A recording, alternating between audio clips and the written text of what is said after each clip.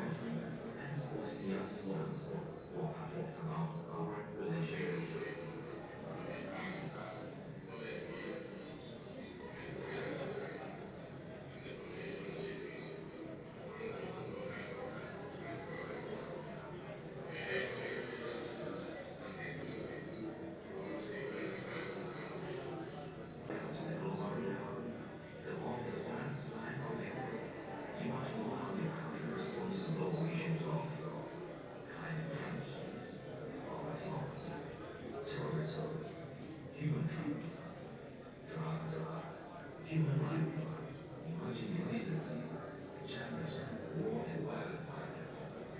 And from all these serious challenges, social science is not always in closed sources and objective analysis from an independent and non-partisan research institution. The Ugandan Council on Foreign Relations has been established from this past.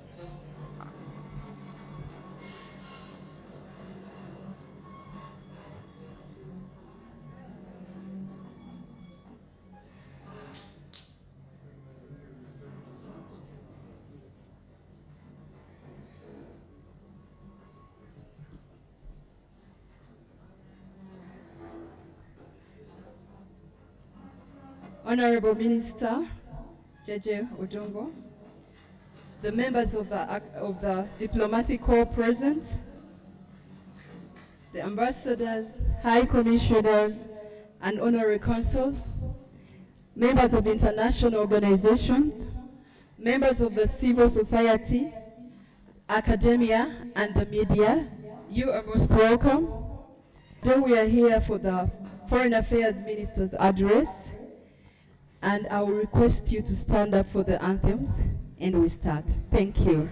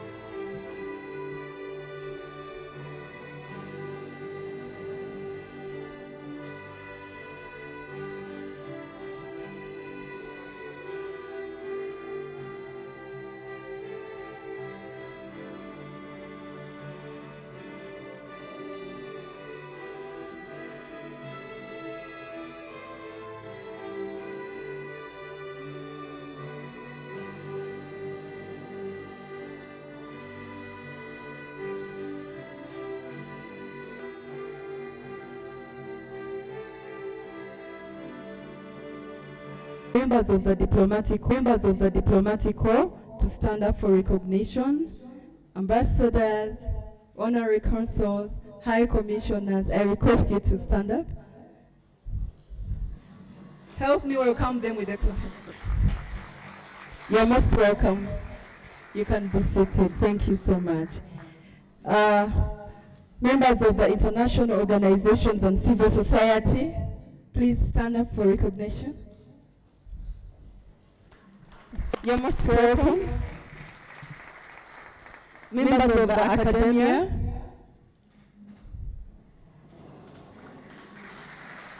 thank you so much. You're most welcome. The media,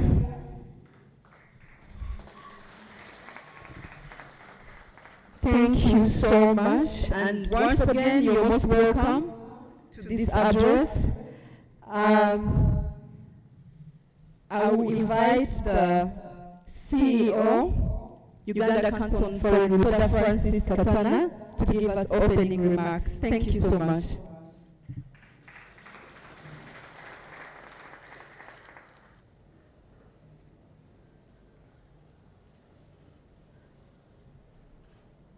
Thank you, MC, our chief guest, Honorable General Jeje Odongo, Minister of Foreign Affairs, Your Excellencies, Ambassadors and High Commissioners, heads of international organizations in foreign affairs, the retired ambassador, the international organizations, the academia, thought something lacking in the country's foreign policy making processes. And the idea was to create a forum that would close the gap between the executive, Parliament, you may see on the pull-ups, is essentially to provide a non-partisan membership forum for networking, policy advocacy, knowledge discussion, information sharing like now we're about to do with the minister, a forum for research and documentation, publication, focused on Uganda's international relations. I don't have a lot of time to go through what we've been doing, But essentially our objectives are as provide a platform for promotion of foreign policy debate, European Union Migration Policy Center in Florence, Italy, and we carried out research on migration governance. We produced a report and eventually produced policy briefs for government and other stakeholders. We indeed forwarded these policy briefs to Foreign Affairs, Ministry of Labor, Ministry of Internal Affairs, and so on and so forth. Lastly, but not least, we also wanted to create a forum for mentoring young people. We are basically a voluntary organization, but we also have quite a number of young people who are working with us. If you don't mind, I would ask our volunteers, which is probably 90% of our staff, stand up and be counted.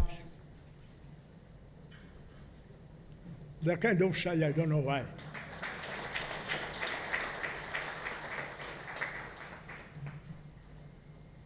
We also have annually young people who come for internship.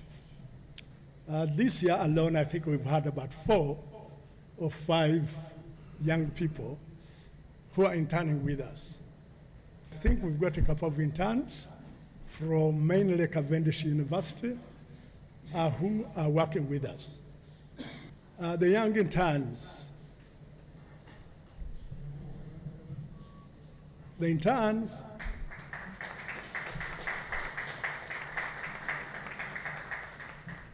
one of the interns told me that the reason he's interning with us, he's going to World Wars.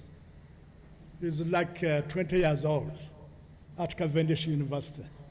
So I think we wish him the best. So we get a lot of young people who need mentoring. I know my time is short. I think I take this opportunity to again thank you very much and emphasize. And high commissioners, country councils, captains of business and the private sector, leaders, academia, and students from university, distinguished guests, members of the press, ladies and gentlemen, good afternoon.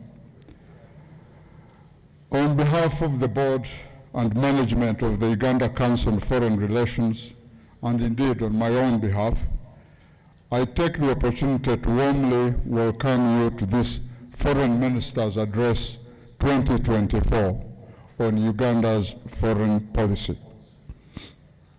I particularly want to thank Honorable Jeje Odongo for accepting to share with us his views on the Uganda foreign policy.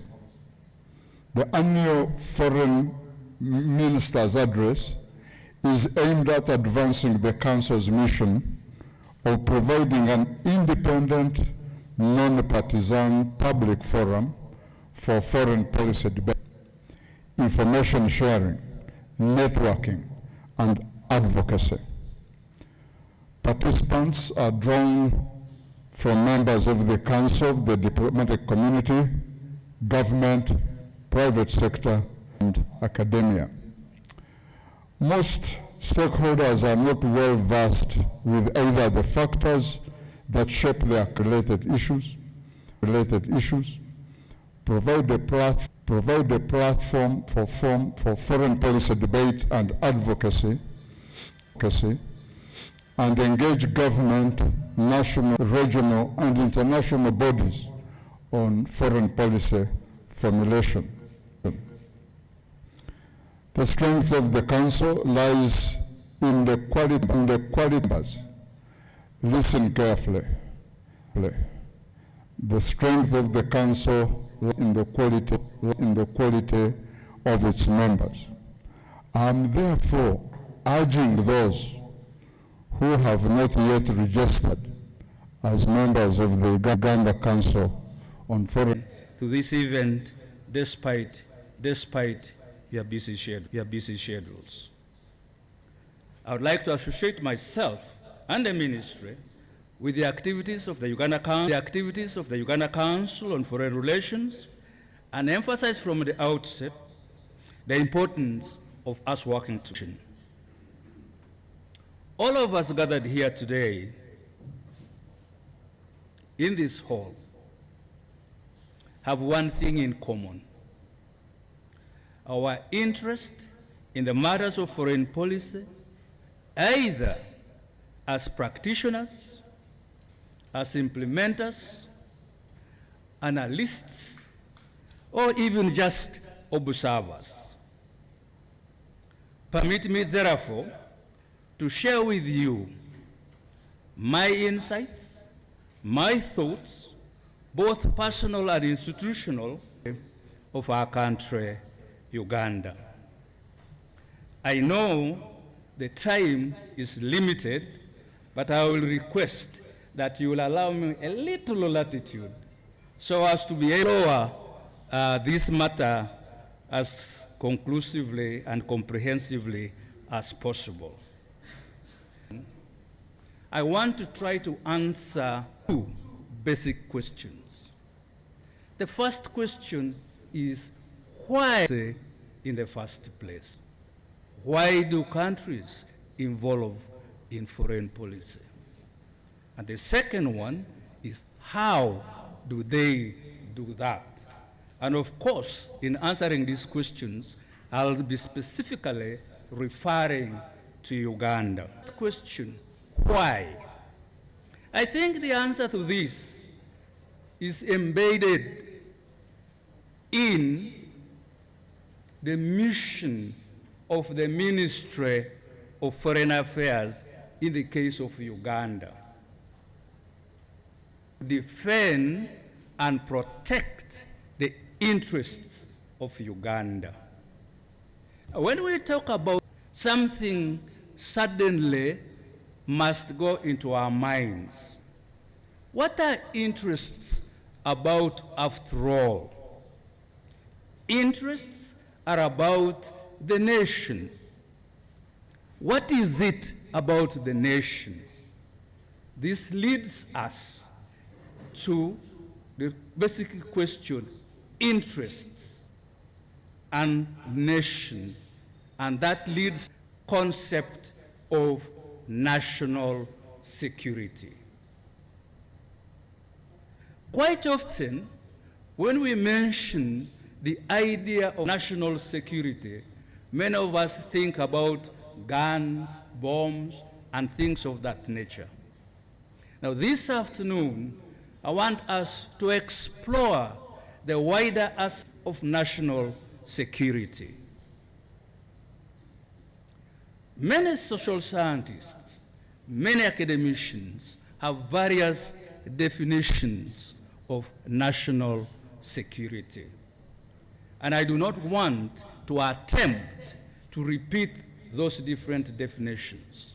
But for purposes of us this afternoon, I want to surmise all those definitions into a very simple understanding that national security is about the survival of the nation in the international anarchic system. Survival of the state in the anarchic international system. I am using the word anarchic advisedly. Anarchy tells you about confusion. no order. But we still have the economy, we still have the military, we still have the foreign policy. We now have two additional legs, the environment and society. So, today, as we speak, national security is anchored on those 5 legs. I wish we had a lot more time. I would try to expound on what we actually mean and how we are talking about the 5 legs. So essentially, therefore, national security is about the survival of the state, of the nation in this national system that we exist. And that survival stands on those 5 legs. Many of you will all think that security is absence of war. Reduced the notion of the state and therefore to national security. In Uganda, the implementation of our foreign policy is based on certain legal frameworks and foundational principles. As you may all be familiar, Uganda's foreign policy is anchored on a number of legal frameworks. The most important of these legal frameworks is the national constitution, particularly objective number 28 of the directing principles. In addition to this, other national frameworks, like the Vision 2040, the National Development Plan 3, we are now going to National Development Plan 4, as well as numerous acts of Parliament and related laws, provide the legal framework for our execution of foreign policy. Besides this, Uganda is also guided by international conventions, norms, and practices in implementation of its foreign policy. I need to emphasize that the driving factor in Uganda's foreign policy, promotion and protection of the national interests, which, as I have just tried to explain, relate to essentially national interests, national security. In the pursuit of our national interests and foreign policy, we are guided by the following 7 principles. Principle 1, peaceful settlement of disputes. Principle number 2, respect treaty obligations. Principle number 3, a strong belief in multilateralism. Principle number 4, peaceful coexistence. And principle number 5, opposition to all forms of domination, racism, and other forms of domination. Principle number 6, participation in international and regional organizations. And principle number 7, promotion of regional and Pan-African cultural, economic, and political cooperation and integration. At the heart of Uganda's foreign policy in the region are issues of fight against terrorism, regional integration and connectivity, as well as regional trade and business. This is the basis of our neighbors and regional organizations. At a bilateral level, it is excellent with all our neighbors, and we have existing legal frameworks of cooperation in many areas with our neighbors, including political cooperation, sectoral partnerships, and cooperation in trade, security, immigration, health, and agriculture, and many other areas. In practice and pursuance of this cooperation, we have established joint permanent commissions and ministerial commissions with all our neighboring countries, and exchanges at high level visits with these countries. Most of these countries equally have diplomatic representation here in Kampala, as Uganda also has diplomatic representation in their capitals. The countries of the region I'm talking about in particular include Tanzania, Rwanda, Kenya, South Sudan, Burundi, and DRC, and Somalia, as well as others further out of the East African region, like Ethiopia, Sudan, located. He loses that dignity.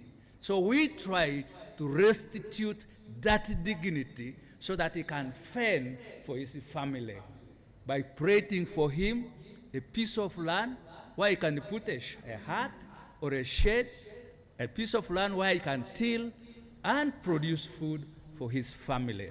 Because in so doing, we restitute dignity back in this man in the eyes of his family. The cost of hosting refugees, of course, is enormous. It takes a heavy toll on available resources for the nationals and stretches the meager government resources.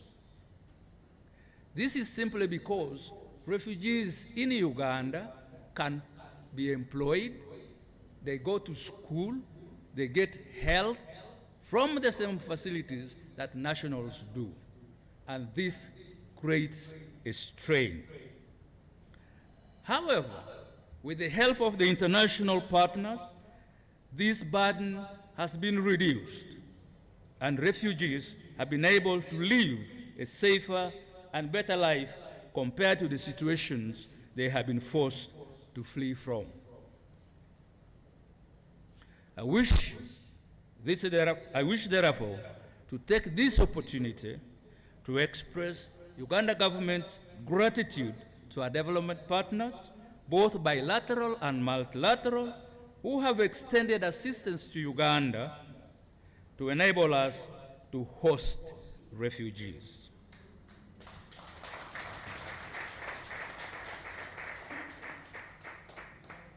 The realization of a complete East African integration has been a core desire of the Uganda government.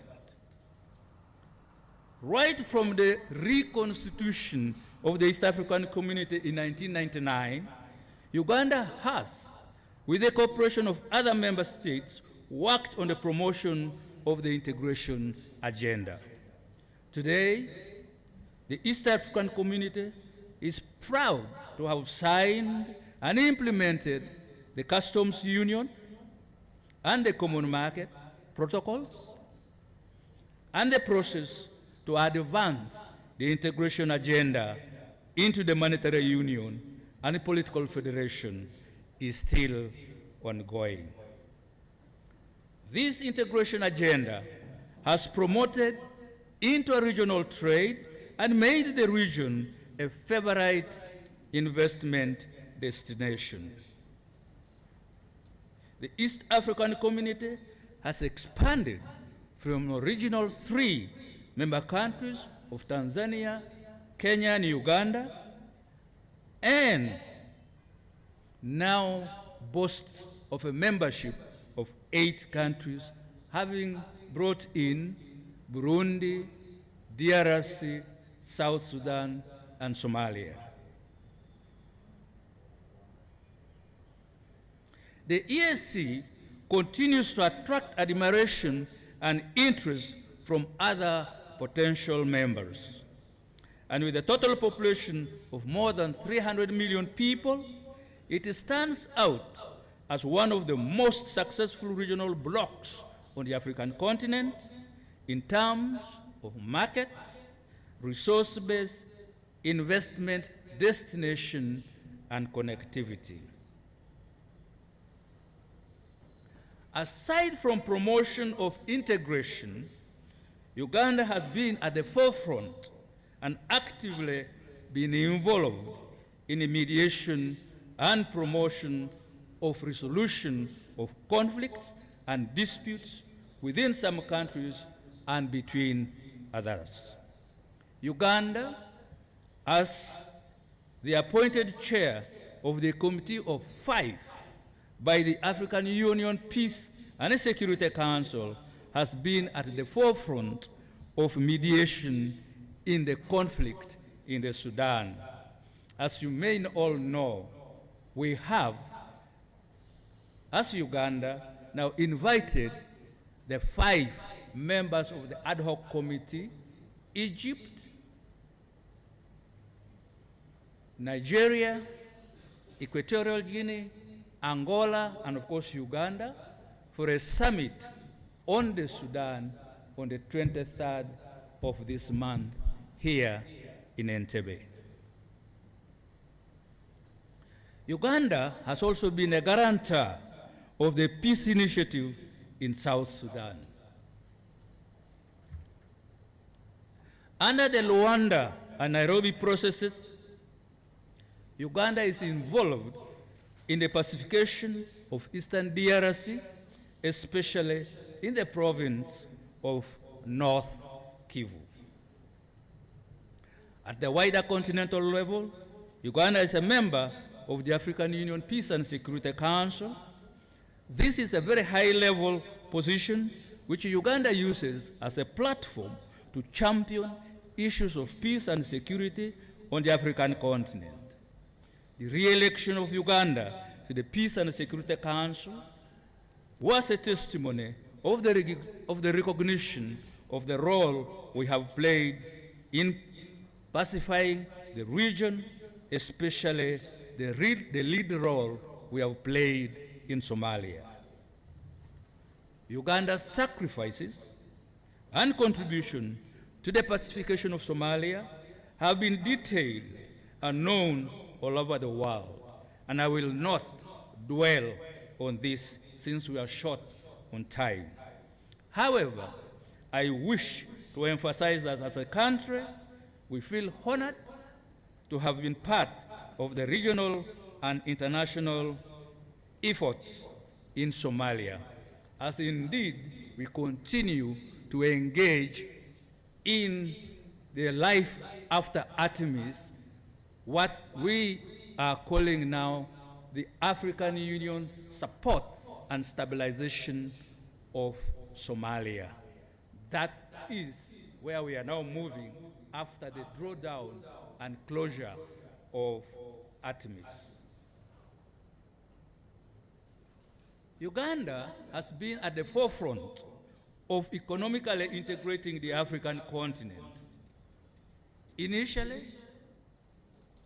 through the empowerment of regional economic blocs like the EAC, COMESA, and IGAD, including championing and promoting efforts of the tripartite free trade area combining EAC, COMESA, and SADC. Uganda has now joined the rest of the continent to promote the African Continental Free Trade Area and is among the first countries to ratify the AfCFTA agreement. Uganda believes that through promotion of inter-African trade, market access, and increased exports, economic growth will be propelled for all African countries. Under the FCTPTA, Uganda expanding its markets for products like milk, coffee, and other value-added agricultural products to far-flung areas within the continent, into areas like Nigeria, Algeria, and beyond. This will have an overall benefit of growing our exports, creating more jobs in Uganda, and also expanding our private sector, and therefore signifying the strength of one of the legs of the stool. Uganda is also actively involved, together with other members, in promoting the African Union Agenda 2063 on the Africa we want. I am sure you are all aware of the ideological outlook of His Excellency President Museveni and the National Resistance Movement on the aspect of Pan-Africanism. This feeds well into the country's position about the Uganda Agenda 2063. The aspirations, goals, and priorities outlined in the African Union Agenda 2063 have been also adopted by Uganda in its foreign policy execution. Uganda looks forward to participate in the transformation of Africa into a global influencer characterized by all-inclusive social, economic development, integration, democratic governance, peace, and security issues. The fight against terrorism is a cardinal goal of our foreign policy in Uganda. The world has witnessed tendencies of terrorism and violent extremism, especially if you recollect what happened in Kenya with the bombing of Nairobi and Tanzania in 1998, and what happened in September 11, 2001 in the United States. All of these exemplify the growth of terrorism. But before that, Uganda had been a victim of terror attacks, some of which dated back to the early and late 90s, sponsored by elements in the region that wanted to disrupt the progress the country was showing after decades of turmoil. For many years, therefore, Uganda has been confronting this challenge, and with the assistance and support of many partners, and indeed our neighboring countries, and on the strength of Uganda's armed forces, of which General Kwareta is a proud alumni,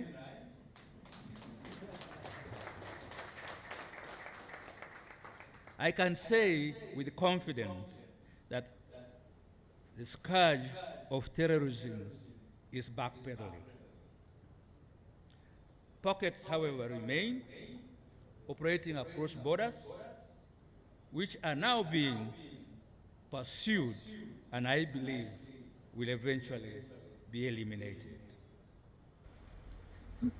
At the international level, Uganda's foreign policy is guided by recognition of the respect of international law and engagement in international organizations, pursuit of common international values, and shared international responsibilities and obligations for the common good.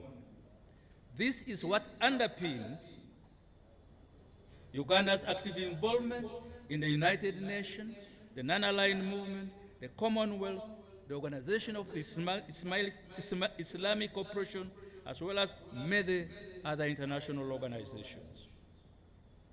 I am sure you are aware that Uganda is currently holding the chair of the Non-Aligned Movement from 2024 to 2027, and is also holding the chair of the G77 plus China for the year 2024.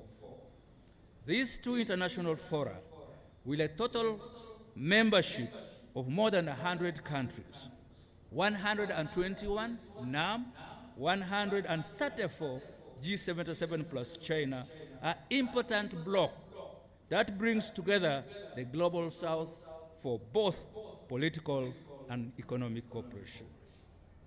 They, too, are an important voice in global affairs. Uganda successfully, January this year, hosted back-to-back NAM and the G77, which placed our country at the annals of history. The Kampala Declaration and the outcome documents of NAM are important paths that will drive the global south and its interactions internationally on a variety of matters, including peace and security, disarmament, human rights, gender and women empowerment, climate change, sustainable development, digitalization, fight against terrorism and violent extremism, North-South cooperation, international trade, debt sustainability, agriculture and food security, international immigration, and many others. As His Excellency the President of Uganda outlined in his speech during NAM, Uganda's chairmanship will entail using the strength of NAM to exercise considerable influence, particularly at the UN, for effective transformative processes for a better future of humanity and to define priorities of developing countries in line with the Bandung principles. This has been reflected in our participation in the Pact of the Future, which is the outcome of the Summit of the Future that recently took place in New York. Throughout Uganda's term as chair of NAM, we intend to pursue these objectives actively, both in New York as well as other NAM chapters around the world. At the helm of G77 plus China, Uganda has been working with the membership and partners to promote collective interests in genuine international cooperation for development. What is the position of our relations with countries outside the continent? Uganda enjoys warm relations with many countries outside the region and outside Africa. In Europe, Asia, Middle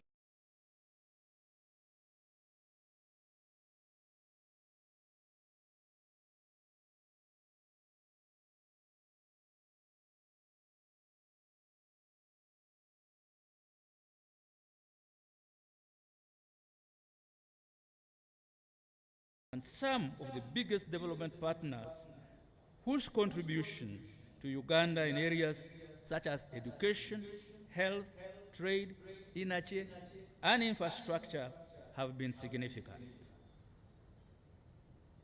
Let me quickly touch on our position on the UN reforms. Uganda, as a member of the C10, that's the 10 countries selected by Africa on behalf of Africa to pursue our goals in the reform of the UN system. So Uganda, as a member of the C10, has been at the forefront of championing the need for reforms at the United Nations. I believe that you have been following our consistent position together with other countries that constitute the C10 under the Zuluini consensus.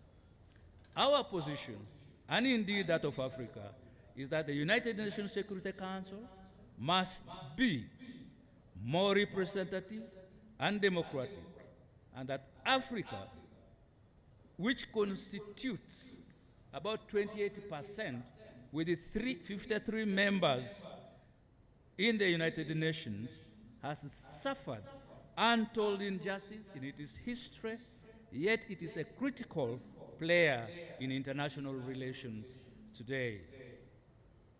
We must recollect that Africa is the cradle of human civilization, It fed the Industrial Revolution in Europe with raw materials, natural resources, human labor, and continues to feed the drive to modernity with rare resources today.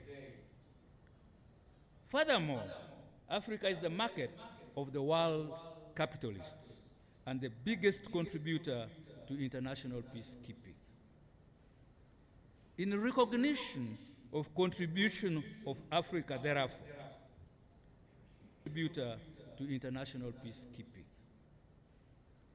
Towards international peace and security, as well as towards prosperity of humanity, Africa, we should get permanent seats in the Security Council, 2 permanent seats in the Security Council with the veto powers if other permanent members do have it, and we demand for 2 additional non-permanent seats in the Security Council.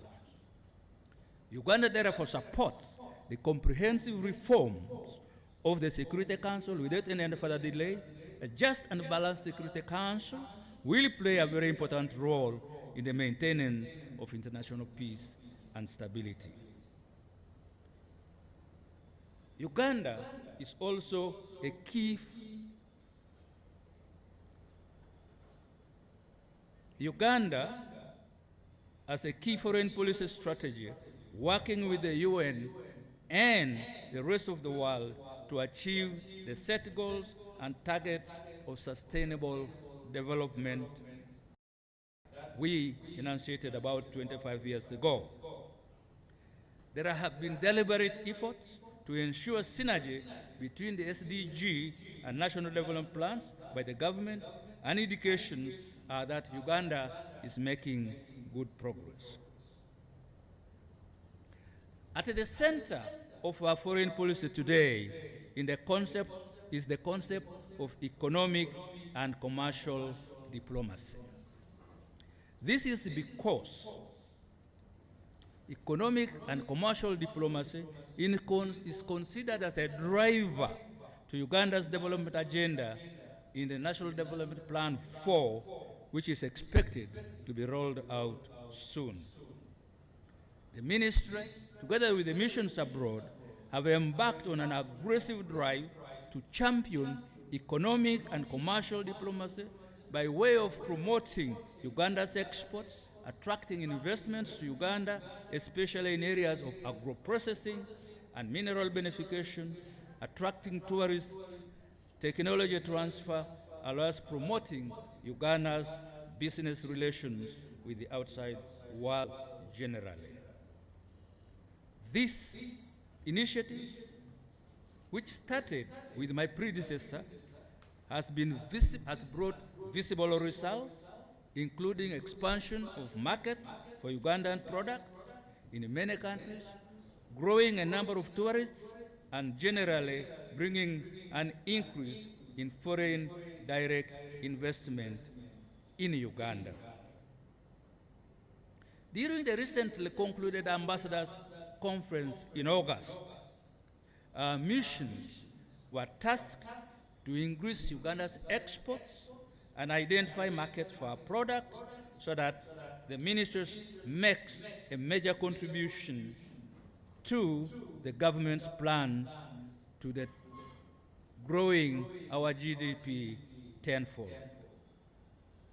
Also, as part of our foreign policy, we have developed a dynamic and responsive diaspora policy with the support of some development partners.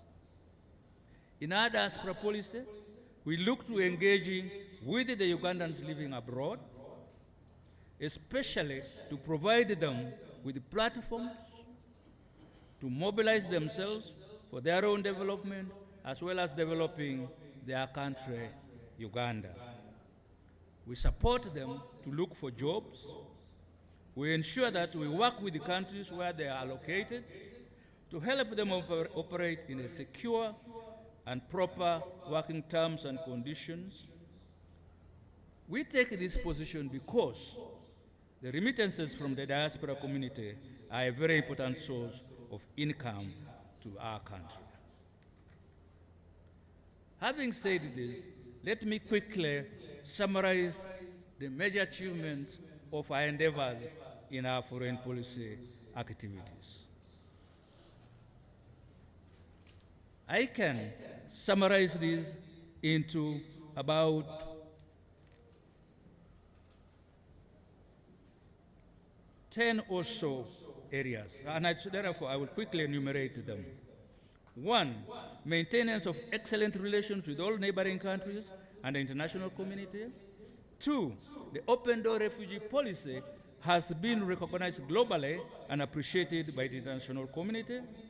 3, contribution to peacekeeping and peace building in partnership with the regional and international stakeholders. Re-election of Uganda to the African Peace and Security Council. Assumption of the chair of the non-aligned movement and G77 plus China. Identification of potential markets for Ugandan products. Successful extending consular services to Ugandans abroad, including the specific case of Ugandan hostages secured, rescued from Myanmar, and evacuation of our nationals from Khartoum when the situation demanded so. We have also succeeded in successfully engaging various bilateral partners in joint permanent commission meetings.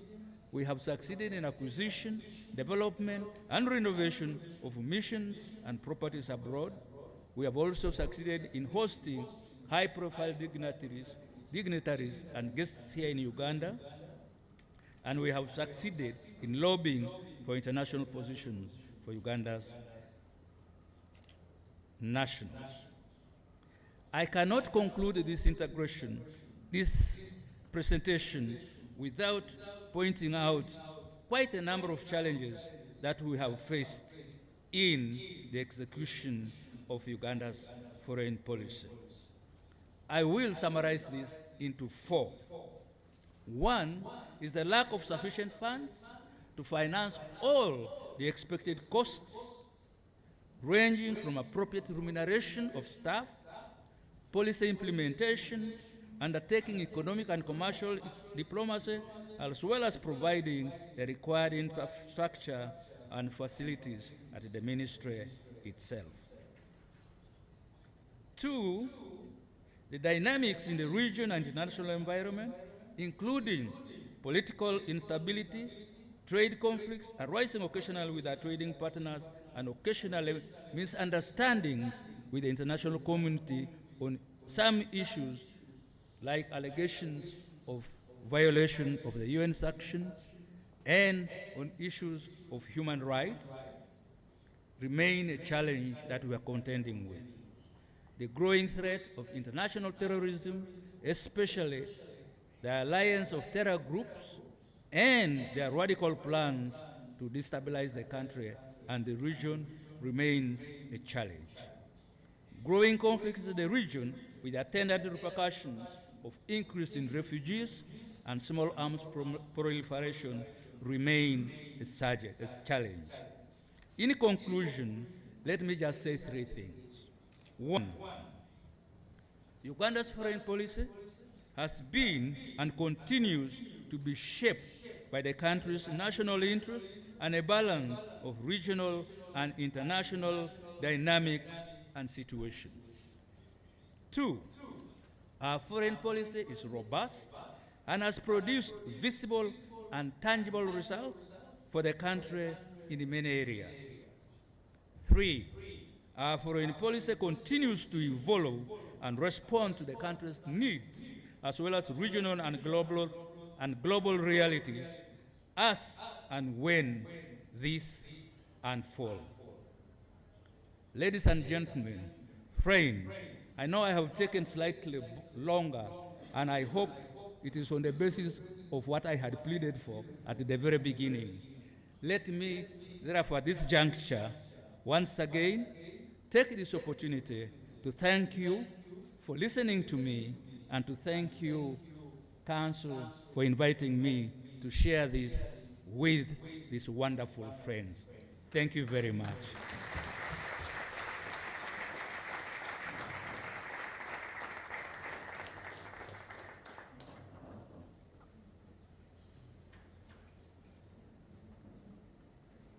Thank you, Honorable Minister, for that very insightful delivery on Uganda's foreign policy. Now we are into the question period, and I have the role of moderating that. We had requested earlier that you submit in the interests of time. This question period was supposed to start at 4. We are now at 4:26, which is okay. I think we're listening to the minister. And then the other bad news is that the minister has got commitments. So we have roughly about 10 to 15 minutes at most. I had earlier requested that questions be submitted in writing, that for clarity purposes, and also to avoid lengthy preambles which eat into the question period. So, are there any questions for the minister?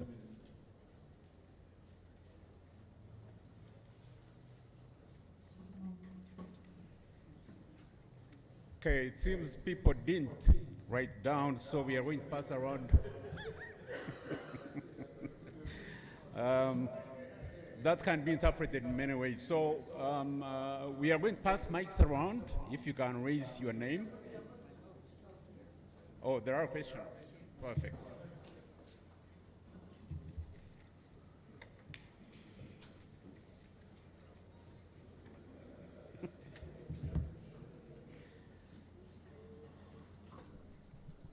Okay, if you can write your names and the organizations that you represent as well, that would be really helpful. Thank you. So I got 2 questions that I hadn't clarified that on. So the first question for you, Minister, is Uganda has clearly been embarrassed by the political appointees to the positions of ambassador. Why isn't Uganda interested in appointing career diplomats as ambassadors so as to avoid another Canada situation? And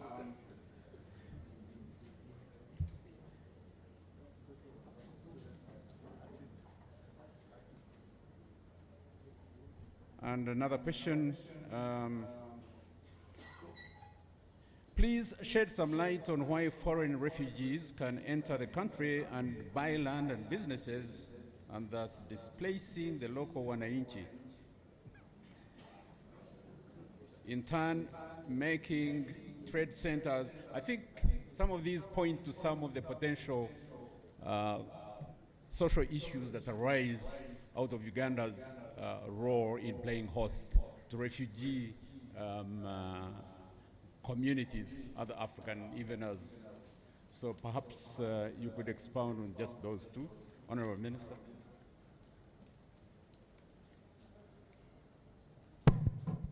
Thank you very much for those very important questions.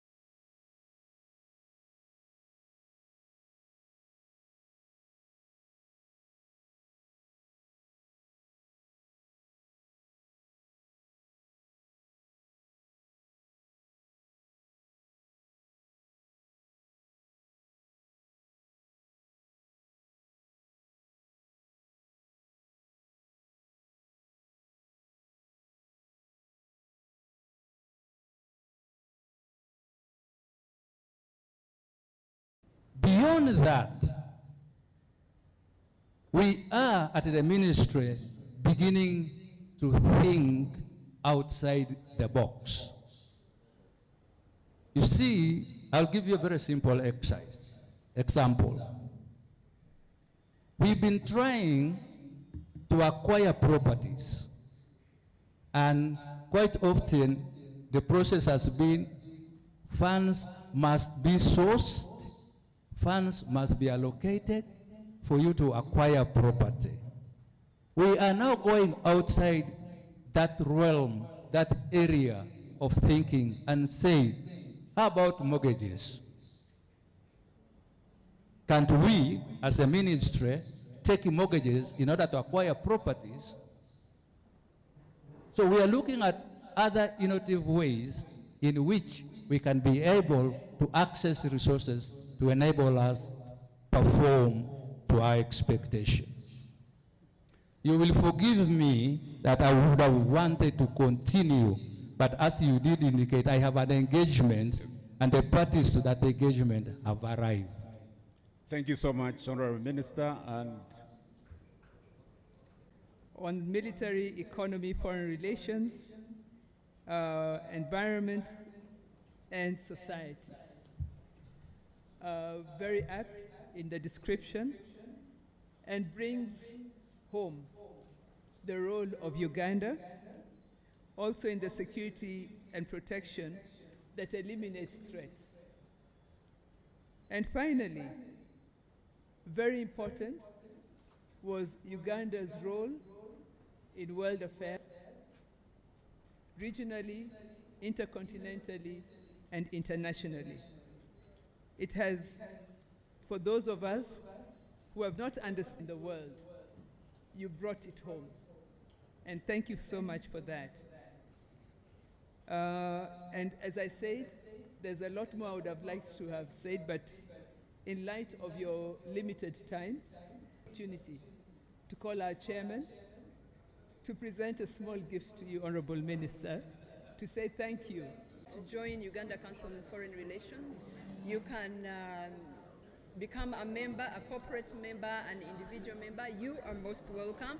And I would like to thank our partners, Cavendish University Uganda, Stanbic Bank, and Fairway Hotel. Thank you so, so much. Have a wonderful evening. Let's proceed for the cocktail. Thank you.